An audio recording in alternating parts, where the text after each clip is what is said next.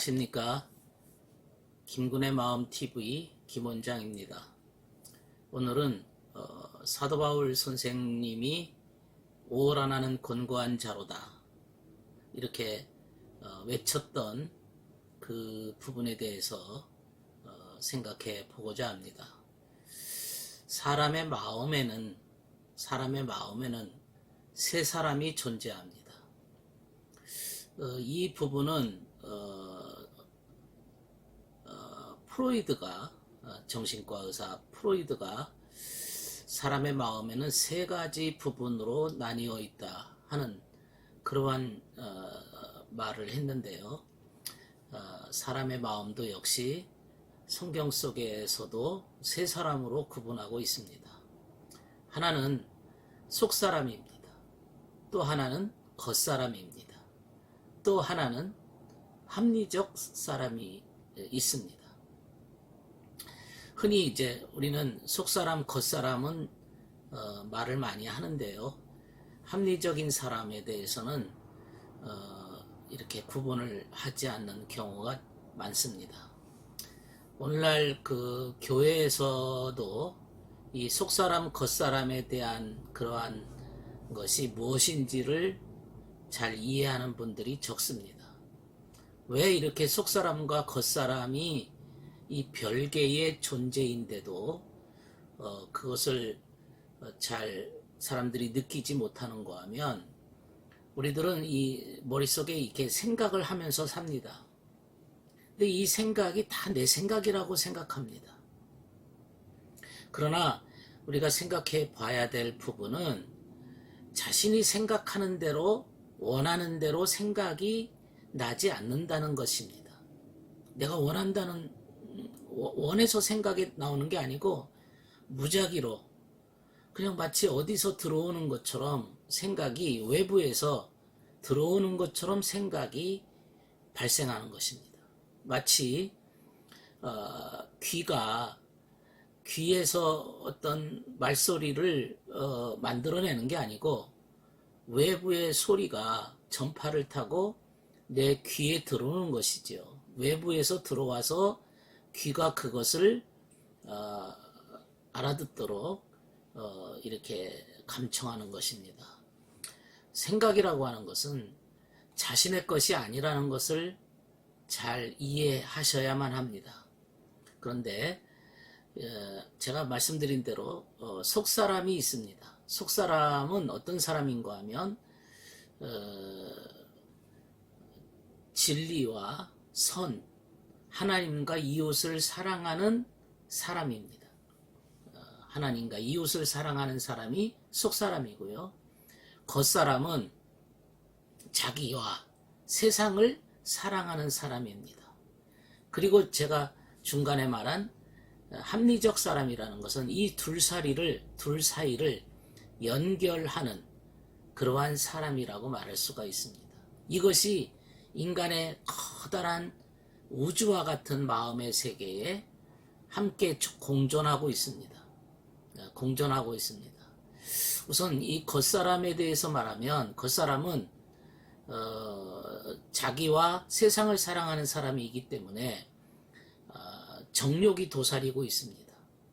정욕이 도사리고 있고 환상이 있습니다. 세속적 환상입니다. 이걸 우리는 이제 추론이라는 말을 쓰는데요. 추론, 자기 나름의 생각을 가지고 이렇게 살아가는 사람입니다. 이 자체로만 보면, 겉사람 자체로만 보면 인간은 본능에 의해서 움직이기 때문에 짐승과 별로 다를 것이 없어 보입니다. 그 다음에 이제 속사람이 있습니다. 속사람이라는 것은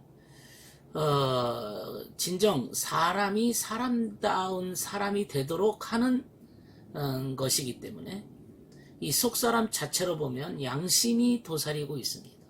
그리고 항상 선하고 참된 것만을 추구합니다.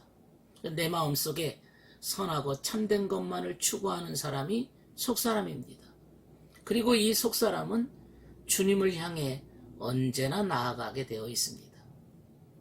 그리고 이 속사람은 그렇게 거룩한 반면에 겉사람은 세속적이죠.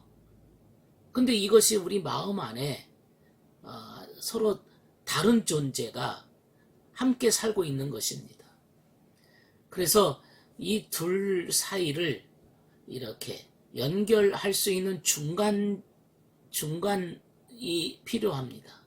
그래서 합리성이라고 하는 것인데, 이 합리적 인간, 합리적 사람이라고 하는 것은 겉사람의 욕망과 환상을 억제하거나 통제할 수 있습니다. 그리고 이 합리적 사람은 겉사람을 통제하는 반면에 속사람에 대해서 가깝게 지냅니다. 그래서 속사람, 겉사람, 합리적 사람이 이렇게 사람의 마음 세계 속에 존재하게 되는 것이죠. 그러니까 인간의 속사람은 사람을 진정 사람 되게 하고 짐승과 구별되게 합니다. 그래서 이 속사람을 구분해서 속사람을 수단으로 인간은 사후에 존재하게 되는 거죠. 영원한 삶을 살아가는 것이 속사람 때문입니다. 천국은 이런 속사람들로 구성되어 있습니다. 주님께서는 인간의 속사람을 보십니다. 속사람 자체적으로는 생명이 없습니다. 이 주님의 생명을 받아들이는 형상에 불과합니다. 인간이 악한 사람이 있습니다. 아주 악해요. 그것은 속사람과 떠나 있는 사람들입니다. 그는 마치 동물적 본능에 쌓여진 대로 겉사람에 속해서 살아가는 존재를 말합니다. 그러나 그에게도 속사람은 없어진 것은 아닙니다. 다만 속사람이 시키는 대로 사는 게 아니라 겉사람의 모습으로만, 겉사람의 정욕과 추론과 겉사람의 기억력을 가지고 살아가는 사람입니다. 그래서 겉사람에게는 기억력이 존재하고요, 추론이 존재합니다. 기억과 추론이 그러니까 어떤 사람이 기억력이 좋다고 말하는 것은 그 사람이 공부를 잘해서 암기력이 좋아서 이렇게 기억을 잘하는 것은 이 겉사람의 것입니다. 짐승들도 나름 기억을 합니다. 그러나 사람만큼은 못하죠. 이렇게 속사람은 기억에 의지해서 사는 존재가 아니고, 속사람은 선, 진리, 사랑, 믿음의 지식을 가지고 살아가는 사람입니다. 그러니까 차원이 다르죠. 하나는 사랑과 진리를 따라가는 사람이고, 하나는 자신의 기억과 추론을 가지고 살아가는 사람이기 때문에 전혀 다른 존재가 있는 것입니다. 그러나 그것이 그 사람 마음속에 엄연하게 존재하고 있는 것입니다. 그래서 이 속사람은 그야말로 속이기 때문에 가장 최초에 먼저 된 것이고, 이것은 주님이 거주할 장소이기 때문에 속사람으로부터 겉사람이 통제를 받아야 됩니다. 그리고 서로 일치가 되어서 속사람의 명령을 따라서, 속사람의 지시를 따라서 겉사람이 그 진리를 받아들이고 자신의 기억보다는, 자신의 추론보다는 진리를 받아들이고 살아가면 겉사람도 변화하기 시작합니다. 그러니까 속사람은 하늘의 사람인 반면에 겉사람은 세속적인 사람이기 때문에 인간이라는 존재는 속사람 자체로만 살 수도 없고, 겉사람 자체로 살면 또 짐승처럼 살아가게 되는 거죠. 그래서 이 하늘의 사람으로부터 겉사람이 지시를 받아야 되는 것이죠. 그래서 속사람과 겉사람이 이렇게 일치가 되어지면서 마치 과일에 살이 있고 껍질이 있는 것처럼요, 이 껍질이라고 하는 부분은 겉사람이고요, 그 속살은 속사람입니다. 그래서 속사람을 통해서 진정 사람이 되어져 가는 것입니다. 겉사람만 존재하게 되면 인간은 본능에 의존하게 되어지고, 본능적 욕구, 성욕, 식욕, 그리고 공상, 추론, 나름의 어떤 사상을 가지고 인생을 살아가게 되는 것입니다. 그러면서도 겉사람은 자신이 완벽하다고 스스로 믿고 사는 것이지요. 이 속사람과 연결되지 않는 겉사람만 가지고 산다는 것은 곧 악마적이 되는 것입니다. 겉사람과 속사람이 이렇게 분리가 되고 단절되면 완전히 겉사람에 의해서 세속적 욕망과 추론을 하게 되어지는데, 이런 자들은 대단히 자신의 기억력을 가지고 우월한 존재로 스스로 여기게 됩니다. 그러나 속사람은 하나님의 속성을 받아들이고 속사람은 하나님의 속성을 가지고 겉사람에게 부여하는 것이죠. 속사람의 것이 겉사람에게 흘러들어가는 것입니다. 이런 두 존재, 서로 다른 존재가 자신 안에 이렇게 갈등하고 있다는 사실에 대해서 바울은 이렇게 외쳤습니다. 나는 내 속에, 내 육신 속에 선한 것이 깃들여 있지 않다는 것을 압니다.